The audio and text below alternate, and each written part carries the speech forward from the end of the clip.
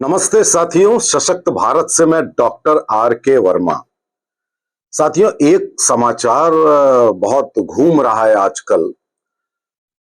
उस पर मैं टिप्पणी तो नहीं करना चाहता था, लेकिन कुछ क्लैरिफिकेशन या कुछ सुझाव मैं दे सकता हूं। और समाचार है कि अभी अभी केंद्रीय गृह मंत्री अमित शाह जी उत्तर प्रदेश आए और उत्तर प्रदेश में एक योजना और लोगों को सर्टिफिकेट बांटने के पहले जो उन्होंने भाषण दिया, उसमें उन्होंने कहा, मेरे मित्र केशव मौर्य जी, यानी कि deputy chief minister Keshav Maurya को उन्होंने अपना मित्र बताया। और उसके बाद बहुत सारे कयास लगाए जाने लगे कि उत्तर प्रदेश में सब कुछ सही नहीं चल रहा है। और जैसा कि आप लोग जानते हैं कि एक लंबे अरसे से केशव मौर्य ये कोशिश कर रहे हैं कि उत्तर प्रदेश की बागडोर उनको दे दी जाए। और उस चक्कर में 2017 से लेकर आज 2025 है, उन्होंने अपना कोई कामकाज मंत्रालय का एक भी काम ऐसा नहीं किया है जो कहा जा सके कि उनका अचीवमेंट है या उनका कोई प्रोजेक्ट हो है या उनका कोई भी जो उनके उसमें फेदर इन द कैप कहा जाता है वो जोड़ा जा सके। तब प्रश्न उठता है कि हमारे दो शीर्ष के नेता हैं और मोदी जी हैं, अमित शाह जी हैं, और अमित शाह जी क्यों उनको अपना मित्र बताते हुए सम्मान देंगे? अब ये प्रश्न उठता है। लोगों ने कहा कि शायद अमित शाह जी योगी जी से खुश नहीं हैं और शायद योगी जी को बदलना चाहते हैं, यहां तक कह दिया गया। लेकिन साथ में लोगों ने यह भी कहा कि यह संभव है ही नहीं उत्तर प्रदेश की समीकरण को देखते हुए। मैं इस पर विश्लेषण देना चाहता हूं, ना कि मैं कोई जर्नलिस्ट नहीं हूं, मैं प्रेस रिपोर्टर नहीं हूं, मैं यूट्यूबर नहीं हूं, मैं संघ का, आरएसएस का और पार्टी का, बीजेपी का एक अनुशासित सदस्य हूं, सक्रिय। तो बतौर सक्रिय सदस्य मैं सुझाव तो दे ही सकता हूं, और सुझाव यदि दूंगा वो भी सकारात्मक, तो ये पार्टी हित में होगा, हम सबके हित में होगा। तो हमारी ये ड्यूटी बनती है कि हम किसी चीज को ब्लाइंडली फॉलो ना करके कुछ सकारात्मक सुझाव दें जो कि जमीनी स्तर के हों। मेरा मानना है साथियों कि बहुत दिनों से सुना जा रहा है कि केंद्रीय गृह मंत्री अमित शाह जी और योगी जी में कुछ ऐसा, सब कुछ सामान्य नहीं चल रहा है। ये बहुत दिनों से सुनने में आ रहा है, और बगैर आग के धुआं नहीं होता। कुछ ना कुछ कुछ तो अवश्य है। सबसे पहले तो मैं ये कहूंगा कि अमित शाह जी का जो स्टेचर है बहुत विशाल है, विराट है, ऊंचा है। तो मुझे ऐसा लगता है कि अमित शाह जी, इनका इतना विराट व्यक्तित्व होते हुए वो उत्तर प्रदेश के इस मामले में अपने आप को डालेंगे नहीं, या मैं कहूं कि उनको डालना चाहिए नहीं। खास तौर से केशव मौर्य को लेकर के, जो डिप्टी सीएम है। और बहुत दिनों से सुना जा रहा है कि उनकी महत्वाकांक्षा है कुछ आगे बढ़ने की। जब अभी योगी जी को मुख्यमंत्री बनाया गया था तो एक साल तक उन्होंने बहुत, खासतौर से 24 के इलेक्शन के बाद उन्होंने बहुत ज्यादा अड़चने लगाई, बड़े कयास लगे। मेरे ख्याल से वो शोभनीय नहीं था, ऐसा नहीं करना चाहिए था। ऐसी नकारात्मक स्ट्रेटेजी से आपको शीर्ष का स्थान नहीं मिल सकता, अगर कोई सुन रहा हो तो। और अगर इसको एनालिसिस करें तो केशव मौर्य को अगर आप देखें तो ये अपना चुनाव भी नहीं जीत पाए थे, मास बेस्ड नेता भी नहीं है, ऐसे नेता भी नहीं है कि ओबीसी के बहुत बड़े नेता हो जिसकी वजह से वोट बैंक प्रभावित हो रहा हो ओबीसी का। अगर ऐसा होता तो अपना चुनाव क्यों हार जाते भैया? और ऐसे कैंडिडेट से हारे जिसका अपना बेस कुछ नहीं था, इसका मतलब लोगों की नाराजगी थी उनसे, ना वो किसी को चुनाव जितवा पाए, किसी भी कैंडिडेट को जितवा भी नहीं पाए। ना ही 2017 से 2025 तक उनका एक भी ऐसा कार्य है जो नोटेबल है, जिसको कहा जाए कि इन्होंने ये काम किया, इसके लिए ये धन्यवाद के पात्र है। ऐसा भी कार्य नहीं है। मेरे ख्याल से तो कार्य ही नहीं है। आप अच्छा कार्य तो जाने दीजिए। दूसरे डिप्टी सीएम है ब्रजेश पाठक जी। ब्रजेश पाठक जी के बारे में भी अगर आप एनालिसिस करें तो वो केशव मौर्य से बेटर नहीं है। बेटर क्या, वो भी जो 17 वाला चुनाव बड़ी मुश्किल से जीते थे और 22 वाला चुनाव उन्होंने अपनी मनपसंद की कंस्टिट्यूएंसी ली थी, जिसमें वो क्या कोई भी खड़ा होता तो जीतता। उनको ब्राह्मण चेहरे की वजह से डिप्टी सीएम बनाया गया, उनको ओबीसी चेहरे की वजह से नहीं, लेकिन उनको बनाया गया। क्यों बनाया गया ये शीर्ष ही जाने। मेरा ये मानना है साथियों कि किसी की टांग खींचने से आपको सफलता नहीं मिलती है। सफलता मिलती है अपना कद ऊंचा करने से। आप मोदी जी को देख लीजिए, वो अपना कद ऊंचा करते हैं, किसी के बारे में नकारात्मक टिप्पणी नहीं करते, किसी की टांग नहीं खींचते हैं, अपना कार्य करते हैं। तो उत्तर प्रदेश में ये क्यों नहीं हो रहा है? उत्तर प्रदेश में, और रही बात योगी जी की, तो मैं कहूं कि योगी जी की मैं ये बात जरूर कहूंगा कि वो हिंदुत्व के ब्रांड एम्बेसडर के रूप में वो स्टैब्लिश्ड है।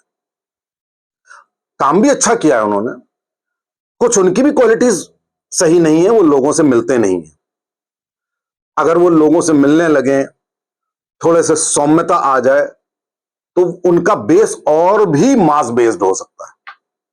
लेकिन हर व्यक्ति में दो चार खामियां होती हैं, तो उसको आप खामियां ना कहिए, लेकिन by and large law and order की स्थिति तो बढ़िया करी। हालांकि भ्रष्टाचार की स्थिति उत्तर प्रदेश में अच्छी नहीं हुई है, उसमें योगी जी ने काम एक तरह से नहीं किया जो कि करना चाहिए।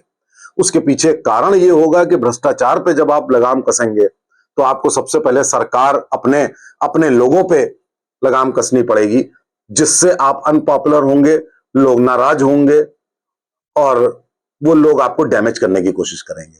तो हो सकता है कि योगी जी ने इस वजह से भ्रष्टाचार के विरुद्ध कदम ना उठाए हों, लेकिन लॉ एंड ऑर्डर, कानून व्यवस्था अच्छी करना जो उत्तर प्रदेश में बहुत बड़ा मुद्दा था, वो भी तो एक बात होती है। कुछ लोगों का यह कहना है कि साहब 2017 में योगी जी को मुख्यमंत्री बनाया गया, वो चुनाव योगी जी के नाम पे नहीं लड़ा गया था। बात बिल्कुल सही है, योगी जी के नाम पे नहीं लड़ा गया था, लेकिन केशव मौर्य के भी नाम पे नहीं लड़ा गया था। वो इंसिडेंटली बीजेपी के अध्यक्ष थे। बीजेपी के अध्यक्ष अभी भी हैं। कोई आप कहें कि वो जिता देंगे या हरा देंगे, तो ऐसा कुछ नहीं। या तो उनको इतनी पावर हो, जैसे कि वो साउथ में अन्ना मलाई काम करते हैं और लोग कुछ कुछ हैं ऐसे जो काम करते हैं, या तो वैसा करते। तो उस समय ऐसी कोई बात नहीं थी। वो 2017 का चुनाव साथियों उत्तर प्रदेश में हम जीते थे अपने प्रधानमंत्री मोदी जी के कारण, उनकी नोटबंदी की नीति के कारण।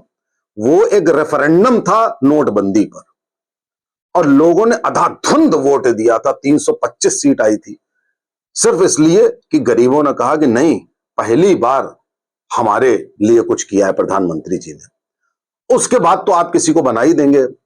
अब यह कहना आपका कि हमने बनाया योगी जी को मुख्यमंत्री, तो देखिए ऐसा है, आप अगर क्रिकेट के कप्तान हैं और आप किसी ओपनर को भेजते हैं कि जाओ पहली बार ओपनिंग करने के लिए, वो जाते ही डबल सेंचुरी बना दे, तो आप क्या कहेंगे कि अगले मैच में हम तुमको नहीं खिलाएंगे? ये तो नहीं कह देंगे ना।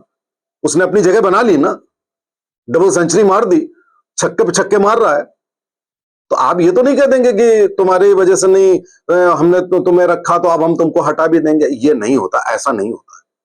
गुजरात में नरेंद्र मोदी जी को भी ऐसे ही मुख्यमंत्री बनाया गया था और बनते ही जो उन्होंने आलीशान काम किया गुजरात में, गुजरात मॉडल आज भी आप जानते हैं, तो उन्होंने अपनी जगह बनाई ना। कोई ये तो नहीं कह सकता था कि भाई साहब मैंने तुम्हें बनाया है, अब मैं तुम्हें निकाल दूंगा। ऐसे तो होता नहीं है, कहीं भी ऐसा नहीं होता है, किसी भी जगह ऐसा नहीं होता है। तो इसलिए अगर कहीं ये अटकलें हैं साथियों कि कुछ ऐसा अनबन चल रही है, एक तो मैं कहूंगा कि अमित शाह जी का लेवल बहुत ऊंचा है, वो रणनीतिकार भी हैं, आधुनिक भारत के निर्माता भी हैं। 370 हटाई, उन्हीं का ब्रेन था वो।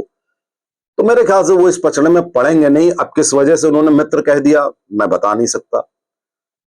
और केशव मौर्य जैसे लोगों से मैं कोई उनकी बुराई नहीं कर रहा हूं, लेकिन मैं कह रहा हूं कि उनका जो काम करने का तरीका है, उनका जो मास बेस्ड जीरो है, उन पर अपनी दांव लगाने की बात होती नहीं है साथियों। उन पर दांव लगाने का मतलब है कि उत्तर प्रदेश में सुसाइड करना, आत्महत्या करना, राजनीतिक आत्महत्या करना।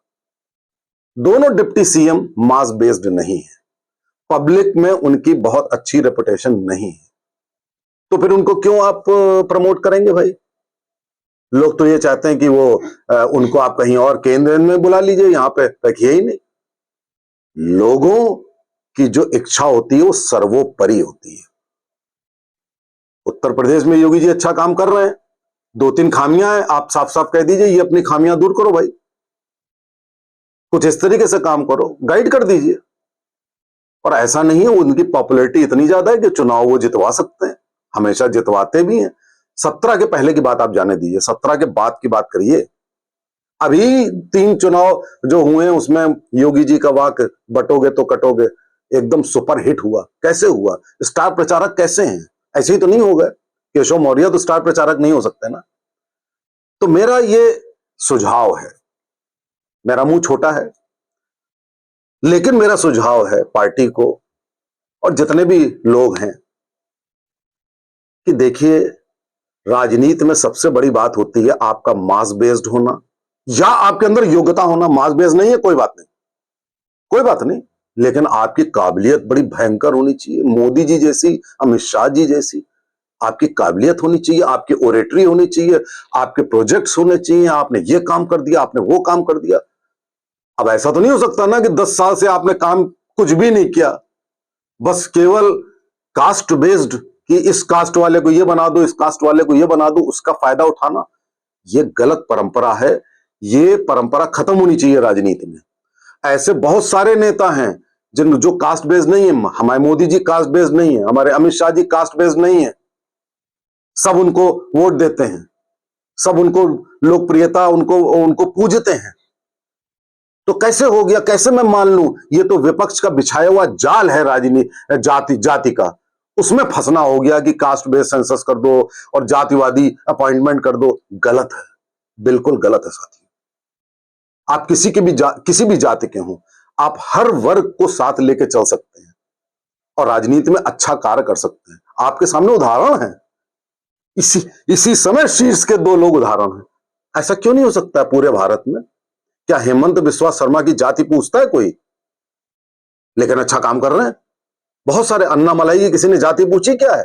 अच्छा काम कर रहे हैं। बहुत सारे ऐसे लोग हैं जो अच्छा काम करता है उसकी जाति की कोई इंपॉर्टेंस नहीं होती है। ये बात शीर्ष को भी समझनी होगी, हमारे संघ को भी समझनी होगी। ये सब जो होता है ना कि प्रदेश अध्यक्ष इस जात का ले लो, वो उस जात का ले लो, बहुत गलत है साथियों, बहुत निहायत गलत है। ये अखिलेश यादव करें ठीक है, तेजस्वी यादव करें ठीक है, लेकिन हम बीजेपी वाले करें तो इसका मतलब हम उन्हीं की तरह हो गए। तब फिर हमारी पार्टी विद द डिफरेंस क्या हुई?